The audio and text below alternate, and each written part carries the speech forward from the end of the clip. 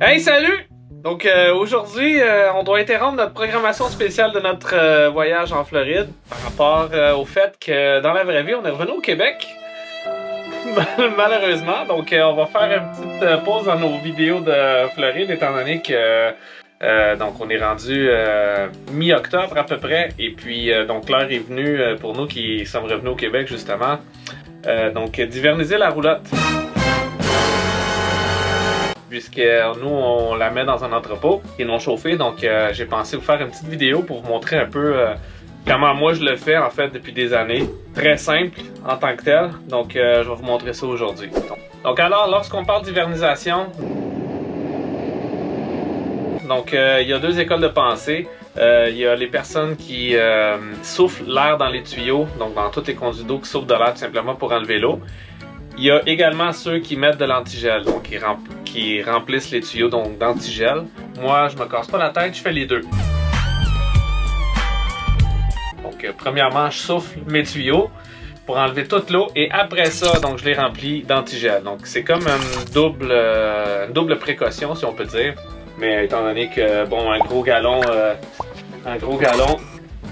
comme ça, de presque 10 litres, coûte à peu près 15 $. Comme on dit en anglais, c'est un no-brainer, donc c'est pas quelque chose pour la paix d'esprit, pour la tranquillité d'esprit. Donc moi, je fais tout simplement les deux. Alors à ce moment-là, donc à vous de choisir si vous voulez faire uniquement un ou l'autre. Je vais vous montrer comment je fais les deux de toute façon. Donc à ce moment-là, vous choisirez. Premièrement, donc pour enlever la note du chauffe-eau, donc ça vous prend une douille de 1 pouce et 1,16. Exactement, c'est la grandeur que ça vous prend, 1 pouce et 1,16. Moi, je l'ai acheté expressément pour ça. Et puis, pour ce qui est donc de souffler les tuyaux, en fait, d'enlever l'eau dans les tuyaux de la roulotte, alors, vous avez besoin de 3 choses. Premièrement, vous avez besoin d'un compresseur, bien entendu. Ça peut être un tout petit compresseur de finition, vous n'avez pas besoin d'acheter la grosse affaire. Ça peut être un tout petit compresseur pour de la petite finition. Et puis, donc, vous avez besoin l'adaptateur qui se visse avec un embout pareil comme sur les pneus.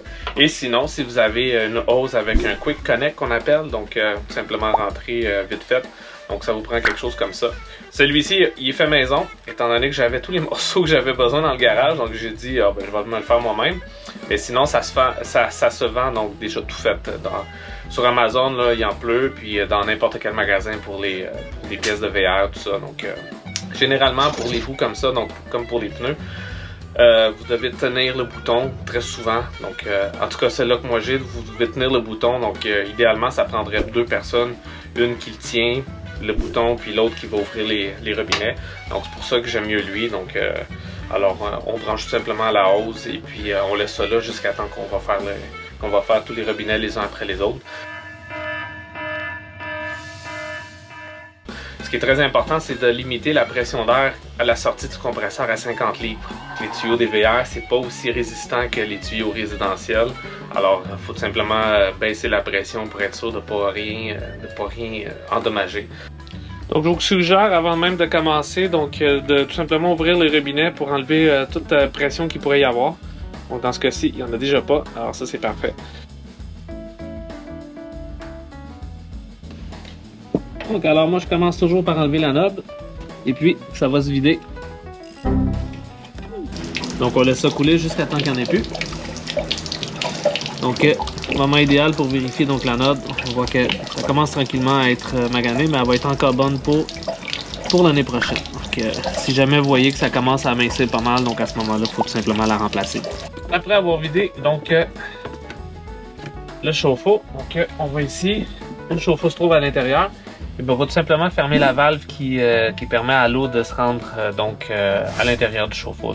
Au niveau du chauffe-eau, donc vous allez identifier donc le tuyau qui est bleu et puis tout juste avant d'entrer dans le chauffe-eau, c'est le tuyau qui alimente donc le chauffe-eau.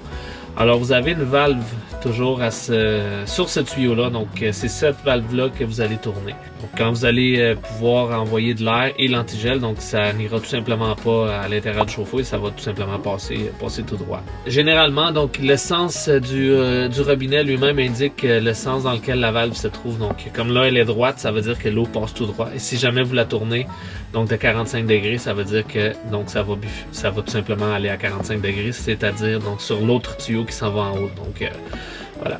Alors, donc comme vous voyez, donc là, je l'ai tourné à 45 degrés.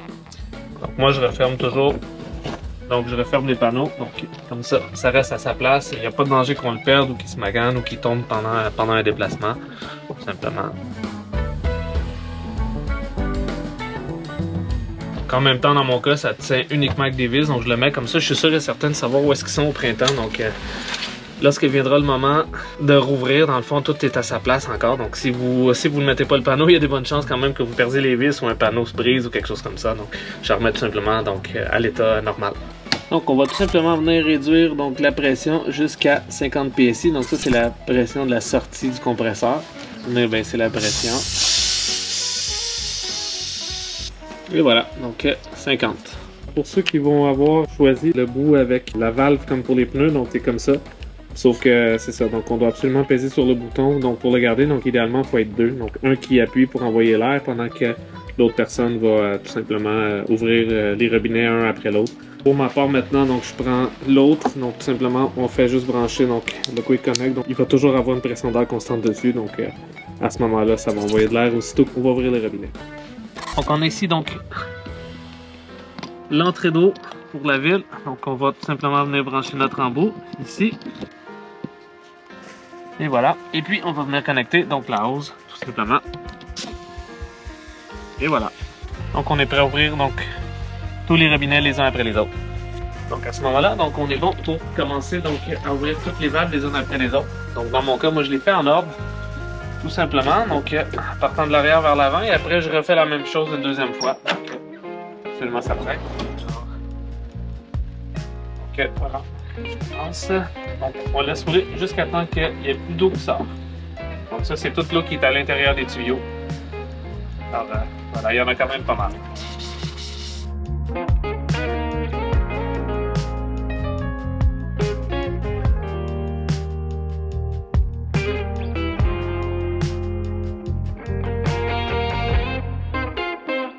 Alors on fait la même chose à l'intérieur.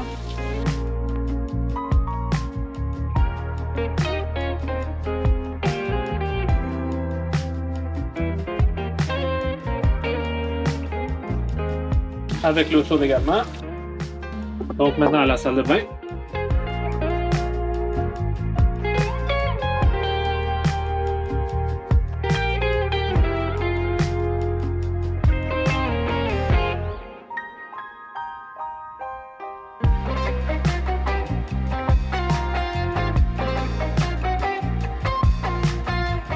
Et la toilette également. Donc pour ma part, une double petite précaution. Donc une fois que j'ai fait le tour, donc je le refais une deuxième fois juste pour être certain qu'il n'y a pas d'eau qui s'est accumulée tout simplement dans les petits. À ce moment-là, on voit qu'il n'y a absolument rien qui coule nulle part. Donc je refais ça tout simplement une deuxième fois jusqu'à temps de revenir jusqu'à ma cuisine extérieure.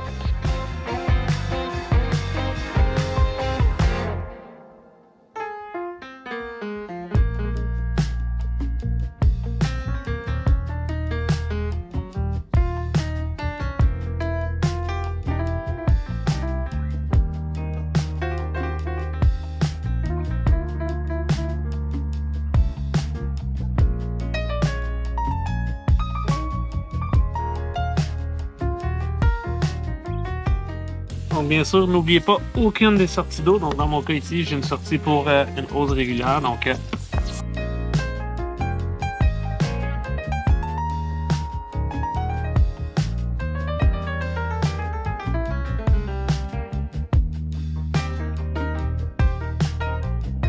dans mon cas ici, j'ai un système pour rincer en fait les réservoirs d'eau noire. J'envoie également de l'air pour être sûr qu'il n'y en a pas dans le conduit qui se rend jusqu'à là. Et puis, on va être terminé à ce niveau. Alors, une fois qu'on a fini de passer l'air, en fait, d'envoyer l'air dans les tuyaux pour enlever toute l'eau. Donc, dans mon cas, je suis rendu donc à mettre l'antigel dans les tuyaux.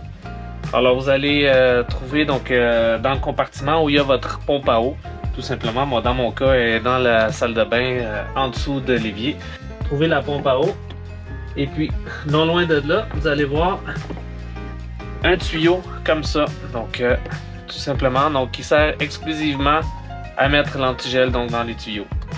Au bout duquel vous avez une valve, donc on va tout simplement la tourner pour que ça vienne de la pompe à l'eau et que ce soit ce tuyau-là donc qui aspire donc l'antigel. On prend notre antigel. On va tout simplement venir mettre le tuyau à l'intérieur jusqu'au fond. Le tuyau arrive au fond de la bouteille. Alors là, on revient au panneau. On va tout simplement activer donc la pompe à l'eau. Tout simplement, donc water pump. Donc on active ça et voilà. Donc alors voilà, une fois que l'antigel est branché à la pompe et la pompe est démarrée, donc on va tout simplement ouvrir les robinets. Et ben voilà, on laisse couler 2-3 secondes tout simplement pour remplir le drain en dessous. Voilà, donc l'eau froide, ensuite l'eau chaude. Alors on répète la procédure pour chacun des robinets.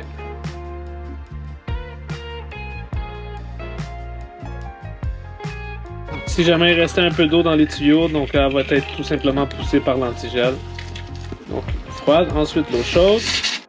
Donc on répète la procédure partout.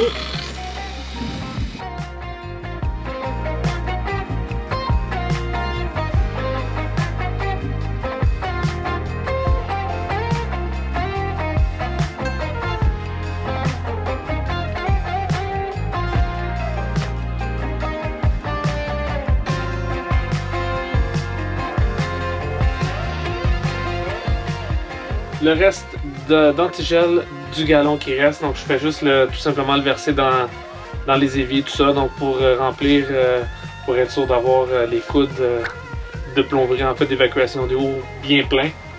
Donc on enlève calmement, tout simplement, donc pour que l'antigel qui est dans le tuyau ne fasse pas un petit dégât. Et voilà, donc je le remets à sa place. Et ben voilà. Donc je retourne la valve qu'on a tournée donc juste avant. Donc, comme ça au printemps, on sera déjà prêt. Donc ici, vous pouvez tout simplement fermer définitivement parce que vous n'aurez pas besoin de rouvrir au printemps étant donné que ça c'est tout simplement la pompe. Donc c'est pour ça que je remets tout simplement la petite valve comme elle était au départ. Comme ça c'est fermé, on n'a plus besoin d'y toucher.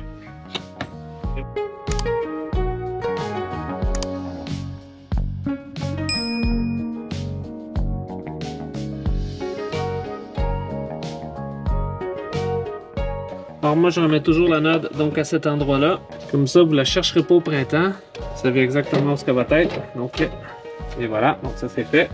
Donc alors voilà, on a terminé tout simplement donc l'hivernisation. Alors tout ce qui nous reste à faire c'est tout simplement de ranger les choses.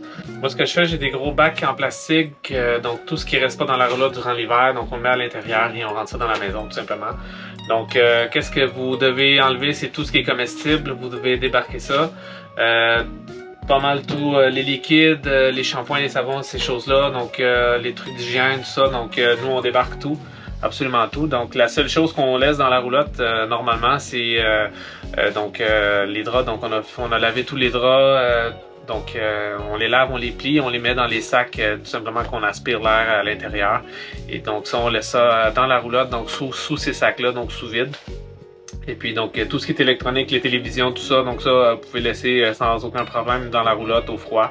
Donc il n'y a pas de problème. Donc assurez-vous que les machines, comme par exemple on a machine à glace, machine à café, donc assurez-vous que l'eau est toute enlevée et faites-les fonctionner sans eau, donc pour vider tous les petits tuyaux à l'intérieur. Donc nous c'est ce qu'on fait depuis plusieurs années, on n'a jamais eu de problème. Et puis voilà, donc nous on fait un ménage avant pour être sûr de rien avoir, qui attire les bébites, les souris, tout ça.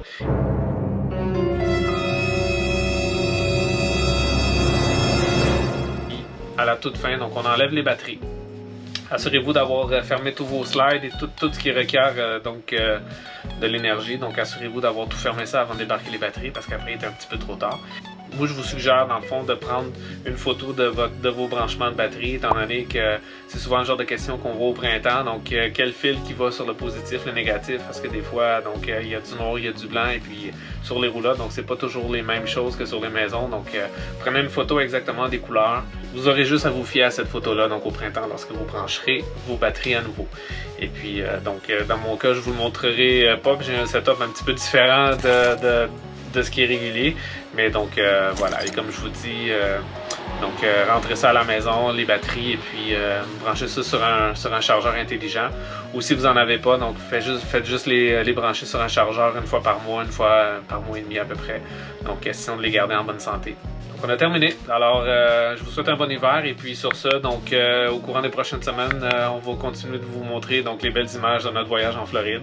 Voilà, alors j'espère que ça va vous aider. Et puis passez un bel hiver et on se revoit au printemps. Donc on a une petite surprise pour vous sur la chaîne à la semaine de relâche. Donc, alors voilà, donc passez un bel hiver.